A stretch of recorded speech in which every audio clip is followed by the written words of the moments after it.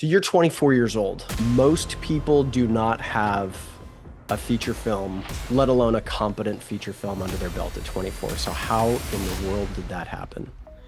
What does the landscape of indie distribution look like in 2026, and what do you need to know about it to stay ahead? Well, in today's video, I'm going to be explaining what I know and what I've learned along the way. If you don't know who I am, my name is Wes Clark, and I'm the writer-director for How to Start a Cult in 5 Easy Steps. Hit me! What are you waiting for? Beat the weakness out of your brother. Hit me! Hit me! Hit me!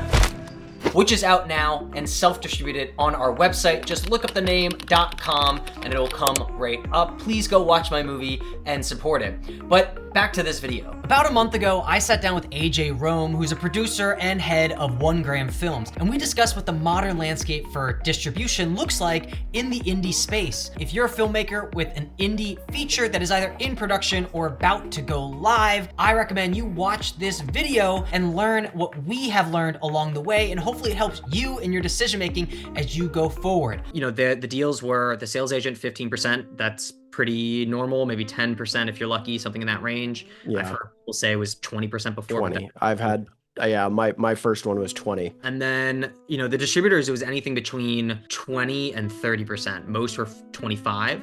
So it would have been 40% of the movie gone, right? Mine was 50. And then on top of it, they have expenditures that they both, sales and distribution, need.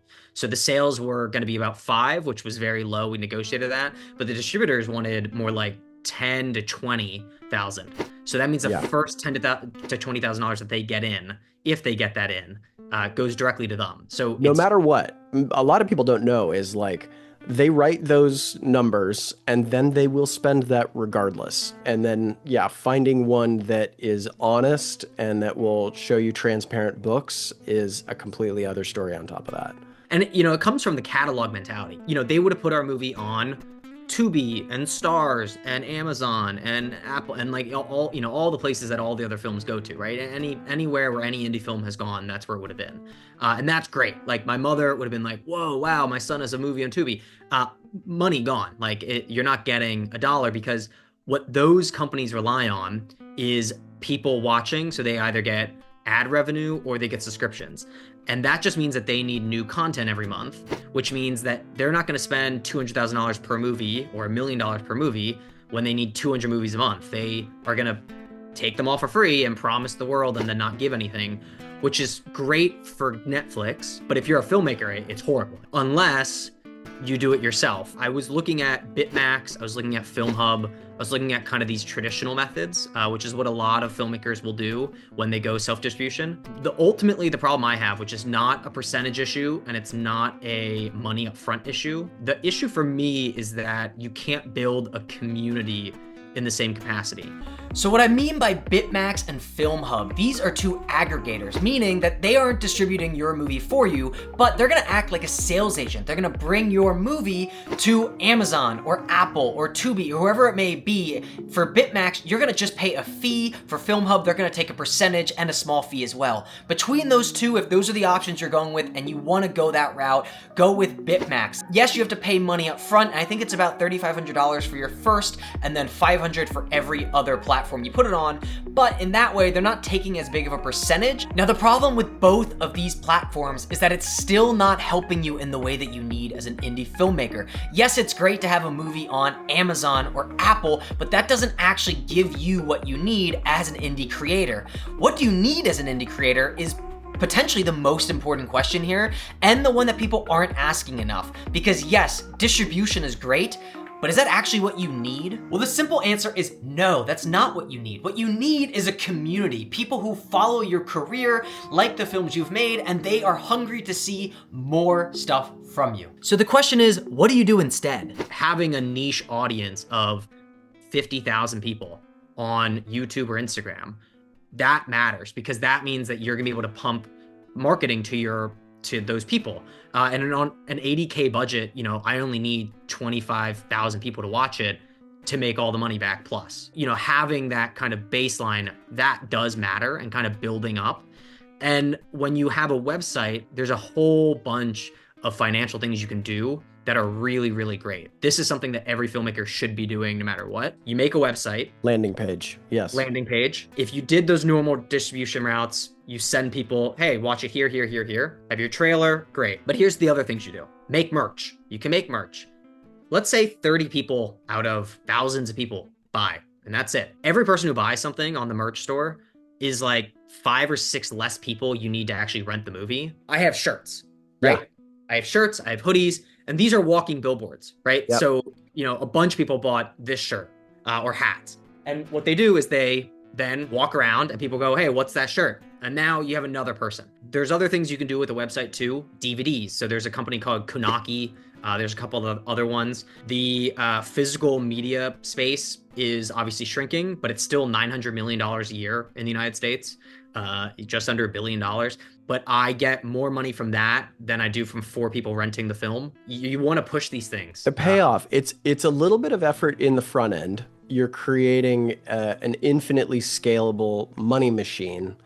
So as people do come across the film, they fall in love with it, they fall in love with you, they have things they can buy, and that increases your bottom line. So let's recap. When you make a movie, no matter what distribution plan you do in the modern age, you need to make sure that you have a landing page. Have a place where all of your audience members can be sent to and then go from. And on that page, you need to do more than just give the movie out. You also need to be building a community around it. What does that mean? DVD sales. It means having merch. It means highlighting advertisements and people who have supported you along the way. Because the more people that you bring in who have a buy into your product, your movie, the more of a community you're able to form over the years, and the more people who are actually going to engage with your work. People who buy a t-shirt can then walk around and be a billboard for your movie, someone who actually finds you to be interesting. But the last bit here is all marketing. Yes, it's great to have a distributor, and yes, it's great to have a homepage,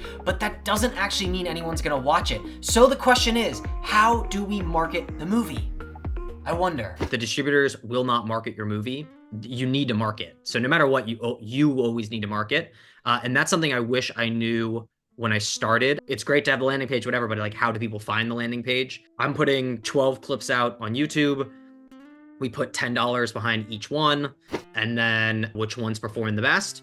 That test is still running. We'll find out which ones have the best ROI ratio. I'm gonna put probably $100, $200 on the top 3 or 4 clips, right? The ones that actually garnered people to go to the website. And this is all trackable data. These are things that you can do. And it's not just on that, but I put them on Facebook and Reddit and Instagram, whatever. By far the best one, not even close, is YouTube. YouTube's has been way cheaper to get people to the website. I had one that got 65,000 views, that like the clip in like a week for like $25, $30. It got like 5,000 website visits. And so it's like, that's huge. I mean, that the ratio there is enormous. And this is something that I was gonna get into earlier, but I started this YouTube channel as 5.5K subs, which is not crazy as of 2025 December. There's this weird answer as a filmmaker of, do I spend that money to promote a clip for this movie, or do I spend that dollar to get more views and then subscribers to my channel? Because someone who subscribes to my channel is going to see another 10 clips in the next 3 months about that movie. And so it's gonna be that consistentness that you get from a big movie, right? Big movies have billboards everywhere, and so you're just completely bombarded by it and you wanna go watch it. But that's what a YouTube channel does. So if you have 5.5K subs and you want to make those ads, if you're going to do an ad to get subscribers in the United States, the United Kingdom, Canada, like you want it English speaking, and then you want to have those people subscribe to you and just see your content constantly. And then when you have a second movie, they also want to go watch that one. And so that's the other thing, is like you get a buy-in and you get a community, like you were saying with the 1,000 people who, finance you. You can't just have 1,000 subscribers because not all of them are going to be that engaged. I'm going to bet that has a way higher percentage of actually watching the movie and watching future projects and telling their friends about it, and maybe they subscribe. And it's like, there's a world where you might want to spend for every dollar, for every $10 you spend on just a normal ad, you're spending $1 on yourself to try to get more subscribers. And that's not really something I've done. I haven't really spent all that much money on actual subscribers. Usually it's pretty natural, and that's what I try to do. But I think that there's a world where that dollar is a little bit more important than we give it credit for. So the word of 2026 is community. Go out into the world, go online, and interact with people. Invite them into your circle, show them why you're different, why your movies can speak to them, and give them a perspective that they've never seen before. And as indie filmmakers, you need to focus on who your audience is and building them the best experience possible. And that all starts with proper distribution and great marketing. My name's Wes Clark, writer, director for How to Start a Cult in 5 Easy Steps. And thank you for watching my video. Please subscribe down below, like this video, and I'll be bringing you more content this year. Thanks so much. Bye.